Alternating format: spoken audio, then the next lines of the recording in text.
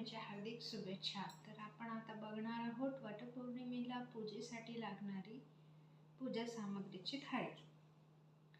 चला तर मग सर्वप्रथम घेऊया हळदी कुंकू आणि अक्षता. नंतर हा दोरा जो झाडाला बांधायला आपल्याला लागणार आहे. नंतर दिवा, घंटी, पाणी झाडावरती टाकायला आणि एक विड्याचं पान. त्याच्यात आपण ठेवणार आहोत पूजेची सुपारी, पूजेचं सामान, आरती, ही आहे कापसाची वस्त्रे,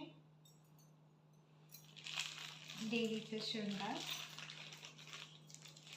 आणि खण आणि आंबा जो दोरा बांधून आपण वाहणार आहोत. गहू, फुले, पंचामृत, गूळ खोबऱ्याचं नैवेद्य आणि अगरबत्ती. सुवासिक म्हणून अत्तर, एक कॉइन आणि 5 सवाष्णींना द्यायला 5 आंबे.